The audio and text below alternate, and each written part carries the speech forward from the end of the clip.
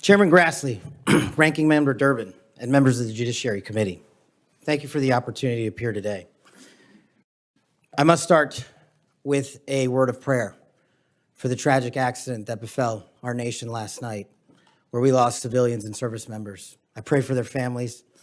I pray for law enforcement and military personnel, and I pray for their souls, and hopefully God will find them peace in the near future. I'd like to welcome my father, Pramod, and my mother, Anjana, who are sitting here today. They traveled here to get here from India. My sister's also here, Nisha. She also traversed the oceans just to be with me here today. It means the world that you guys are here. Jesse Krishna. I wouldn't be here today without their guidance, their unwavering support, and their relentless love. When President Trump informed me of his intention to nominate me as the director of the FBI, I was deeply honored.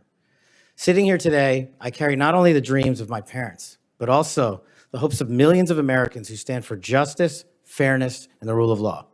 My commitment to these principles is deeply rooted in my family's history, which has profoundly shaped my worldview. My father fled Idi Amin's genocidal dictatorship in Uganda, where 300,000 men, women, and children were killed based on their ethnicity, just because they happen to look like me. My mother is originally from Tanzania. She studied in India, as did my dad, and they were married there.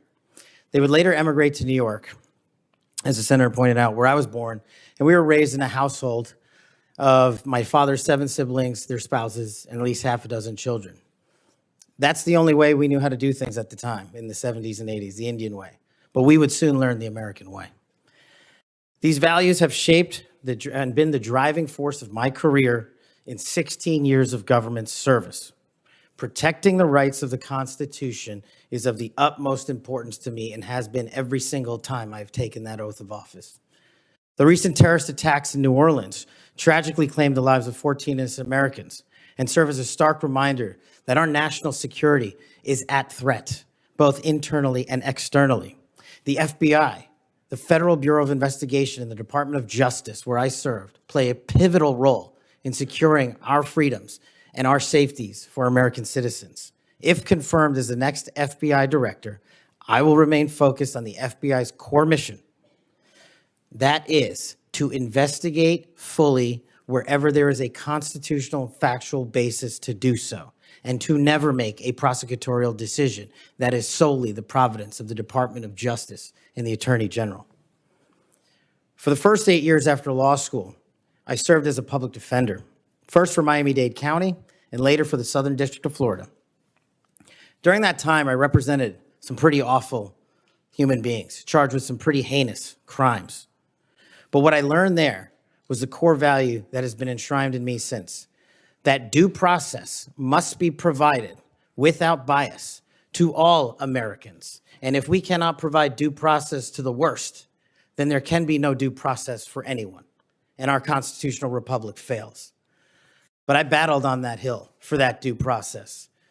I would later serve in the Obama Justice Department as a terrorism prosecutor in the National Security Division, where we successfully contributed to the prosecutions of terrorist organizations like Al-Qaeda, Al-Shabaab, and others. I was honored to receive the 2017 Assistant Attorney General's Award from Loretta Lynch for my work in helping the Ugandans bring members of Al-Shabaab to justice for murdering 74 innocent people, including an American. I would also receive the Human Intelligence Award from the intelligence community for related work on that mission. My experiences at the National Security Division would later be followed by my experiences on the National Security Council as Senior Director for Counterterrorism, and later as the Deputy Director of National Intelligence, responsible for the production, creation, and promulgation of the Presidential Daily Briefing, our nation's most sensitive classified information and secrets to protect our country. My time in the White House was preceded by my time right here in Congress as a staffer on the House Intelligence Committee, where I spearheaded the investigation that exposed serious FISA, Foreign Intelligence Surveillance Act, abuses by members of the Department of Justice and the Federal Bureau of Investigation. That misconduct eroded the public trust in our FBI. The erosion of trust, as Chairman Grassley pointed out, is all too low today. 40% of Americans have trust in the FBI. In order to get it back, there's a twofold track, Senator. One, violent crime is exploding in this country, and we cannot afford them to allow it to run away. We must tackle violent crime. Just in 2023 alone, there was 100,000 rapes, 100,000 drug overdoses, and 17,000 homicides. The priority of the FBI, if I'm confirmed, will be to ensure that our communities are protected and safeguarded and our children have parks to play in and not needles to walk over. The way we do this, we let good cops be cops. We let law enforcement, and we provide them with the tools necessary and resources they need to get after violent crime. The second way we do this on equal track is aggressive constitutional oversight from Congress. The public trust can only be restored if there is full transparency, and I am committed to that full transparency.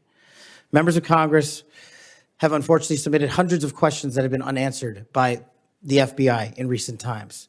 That will not occur if I am confirmed. All appropriate requests for information will be responded to expeditiously and fully.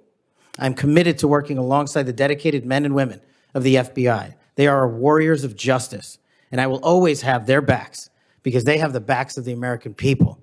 I look forward to answering your questions, and I want to take a moment to thank my family, my friends, people who traveled here, and my entire team that has made this day possible. God bless America, and I look forward to your questions.